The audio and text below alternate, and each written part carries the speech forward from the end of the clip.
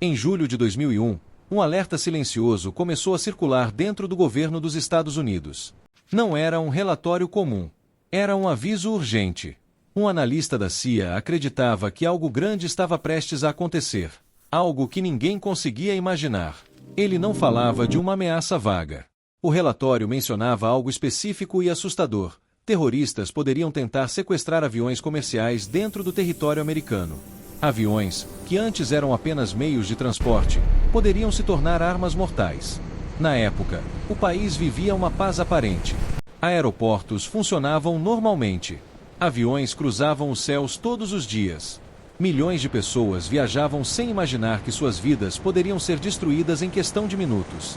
Antes de continuar essa história, se você gosta de conteúdos que revelam os bastidores da história e acontecimentos que mudaram o mundo, aproveite agora para se inscrever no canal Dossiê Global e deixar o seu like. Assim você ajuda o canal a continuar trazendo investigações e relatos que muitas vezes ficam escondidos nos arquivos da história. O alerta foi enviado a diferentes departamentos de segurança. Informações semelhantes também surgiam em outros relatórios de inteligência. Pequenas pistas apareciam em diferentes lugares. Comunicações suspeitas, movimentações financeiras estranhas, indivíduos ligados à Al-Qaeda entrando e saindo do país com documentos falsos. Dentro do governo, no entanto, as informações estavam fragmentadas. Cada agência possuía peças do quebra-cabeça, mas poucas delas estavam sendo compartilhadas. O que poderia ter sido uma rede de proteção transformava-se em uma coleção de sinais desconectados. Na CIA, alguns analistas ficaram cada vez mais preocupados. Eles acreditavam que o plano poderia envolver aviões usados como armas. A ideia parecia extrema, quase impensável. Muitos oficiais ainda acreditavam que sequestros aéreos seguiriam um padrão antigo, terroristas exigindo negociações e pousos em outros países. Mesmo assim, o alerta continuou subindo pela cadeia de comando. Reuniões foram realizadas. Documentos foram produzidos. Mas decisões internas e disputas burocráticas atrasaram qualquer ação concreta. Em 6 de agosto de 2001, um documento chegou à Casa Branca. Era um briefing diário de inteligência para o presidente. O título era direto e perturbador: Bin Laden Determined to Strike in US. O relatório mencionava possíveis planos de sequestro de aviões, mas também ressaltava a falta de detalhes sobre datas e alvos específicos.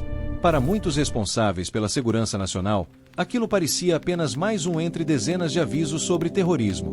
Um alerta importante, mas ainda distante, abstrato demais para exigir mudanças drásticas.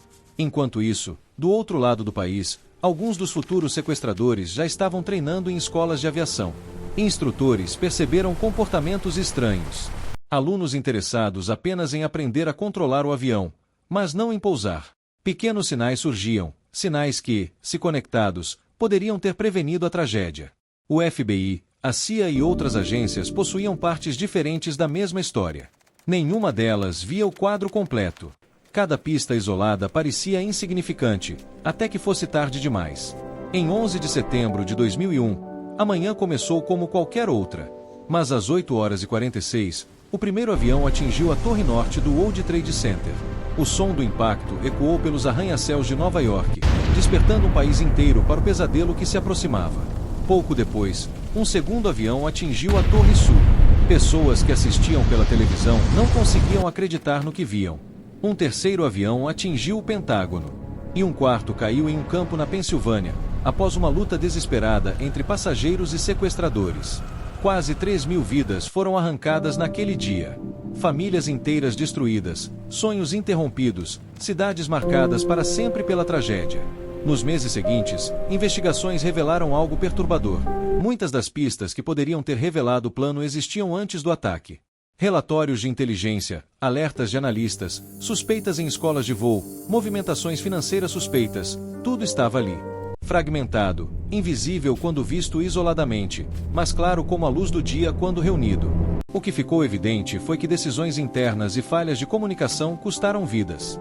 Informações cruciais estavam espalhadas entre departamentos que não conversavam. Alertas urgentes não receberam a atenção que exigiam. Analistas da CIA, olhando para trás, descreveram um sentimento de frustração e impotência. Eles haviam visto o perigo, tentado alertar autoridades, mas esbarrado na burocracia e na descrença.